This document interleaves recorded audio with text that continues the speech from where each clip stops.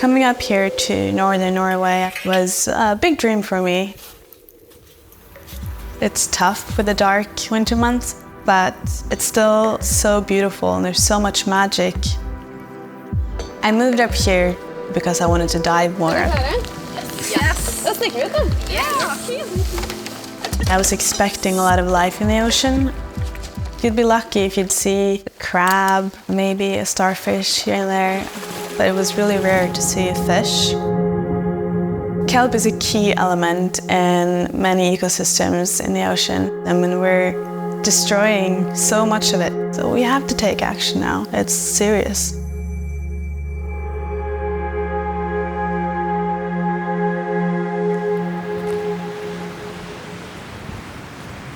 I guess I have a closer relation to the ocean by being born on the small island, Frøya. Now I've developed that passion for rowing, traditional rowing boats. It's a feeling of freedom. And it's also nice to not know where you end up.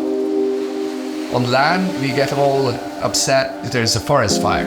Underwater too, you have forest fires. It can be a summer of extremely high temperature in one area, and it can wipe out the entire kelp forest. In SeaForester, our goal is to restore seaweed forests where they have disappeared. Take seaweed spores, spray them on these stones, and then we deploy. You can use the existing infrastructure, the fishing industry, for example, on the deployment process. The forests that provide a habitat for fish has been forgotten. And that link with fishing communities is very important because they have been forgotten too. Here in northern Norway, urchins have taken over our ecosystems. Diving down was just urchin barrens everywhere. Due to overfishing and human activities, the urchin's predator has been removed from our oceans. So the urchins have been able to just explode in numbers and eaten down all the kelp and removed a really important ecosystem. Our organization is called SeaWorks, which is in English Guardians of the Kelp. We restore kelp forests here in northern Norway. And we go out with volunteer divers and we remove urchins from the area. Just by doing that, the ocean is able to restore itself. The kelp will grow back. Kelp is really good for carbon sequestration and biodiversity. The kelp forest is what I like to call the kindergarten of the ocean.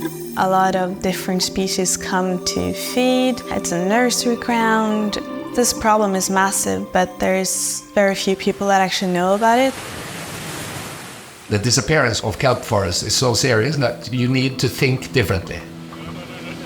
It is crucial that people work closely together and participate. I can't believe you were actually considering rowing in those waves. That's not. Oh, this is how they lived in the past, with no roads on the boats. Yeah.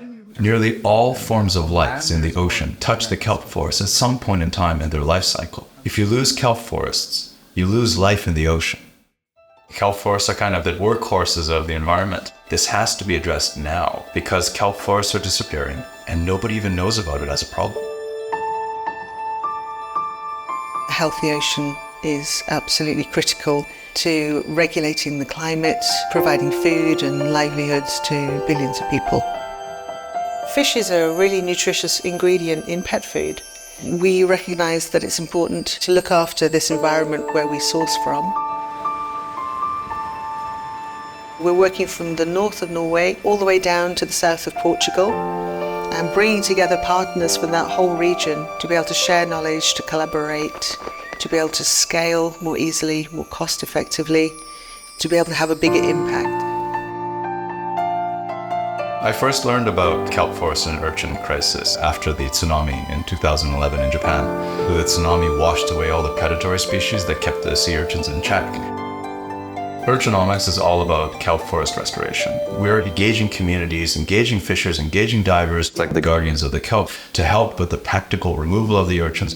And by selling those sea urchins into the high-end restaurant markets, we create an economic incentive to remove them from the ocean floor, allowing the kelp forest to bounce back. Purina is actively engaging with Urchinomics and other stakeholders, bringing the science together to restore kelp forests. There's been so much focus on activities on land, but now it's really time to start focusing on our blue front yard. Tadevoktare, or the guardians of the kelp, they are effectively being the eyes and ears for us under the water and showing how the ocean floor really looks like. Purina is very proud to be working with such inspiring partners, to see the progress that we can make together and to be able to scale and make a wider impact across the region. I am hopeful. What we're showing with the Guardians of the Kelp is we're able to restore an ecosystem in the ocean. We just need a bit of help from everyone to come in and do this together.